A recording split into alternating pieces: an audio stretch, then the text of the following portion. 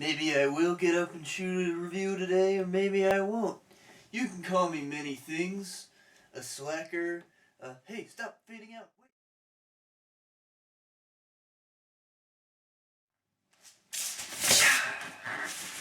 Slacker is a movie from 1991 from director Richard Linklater. You may recognize that name if you've seen movies like Dazed and Confused, Suburbia, and other films dealing with children hanging around and talking about nothing. The movie was made on a budget of about $23,000 and not $3,000 as I've seen falsely reported. The overall aesthetic that the movie took would go on to inspire many other movies of a similar ilk in this era of 90s indie filmmaking. You have other movies like the one I already reviewed, Gummo, which also kind of just follows not one particular character but all different characters, and it's more about the town itself. Slacker also greatly influenced Kevin Smith to make the movie Clerks on a similarly extremely thin budget. So yes, the movie follows a very stream of consciousness and loose sort of plot line, if there is a plot line. It sort of just spends a few minutes on one character, and then they cross paths with another character, and then we follow that character, and so on. In all the conversations that the characters have, the general topics are being unemployed, the person's role in society, or conspiracy theories about the government. Basically the sort of stuff you would hear at the end of a party when everyone's too drunk and high to actually formulate thoughts. A lot of the conversations are actually one-sided. It'll just be one person talking with the other person either nodding or not really having a reaction. And you'd think it would usually be a young person talking their head off to an old person who doesn't understand. But it happens just as often, if not more often, the other way around. As far as the casting goes, it seems to be a lot of local people or people who were in bands at the time. You can recognize Linklater at the beginning. Probably a lot of his friends were cast.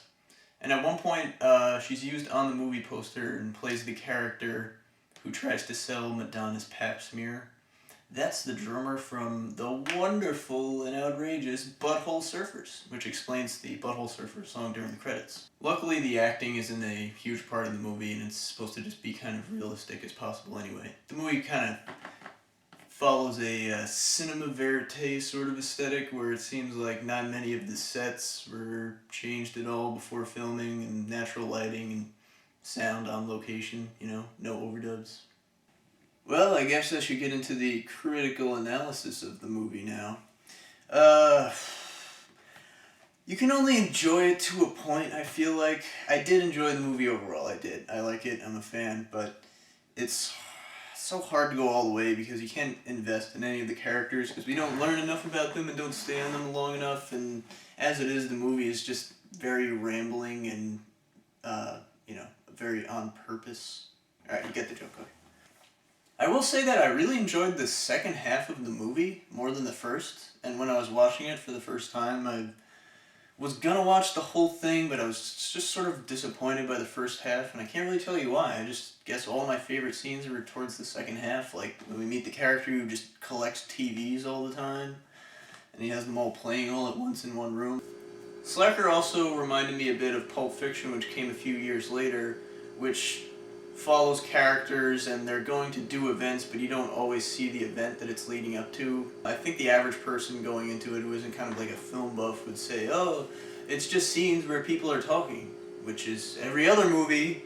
I suppose it doesn't even really add up to anything concrete, but it was able to keep my interest, so like I said, I liked it. And I liked it a lot better than the movie you would make after this, Dazed and Confused. All in all, an endorsement from me. Well, I gotta go be sexy now, but I just want you to do me a favor. Stay sexy.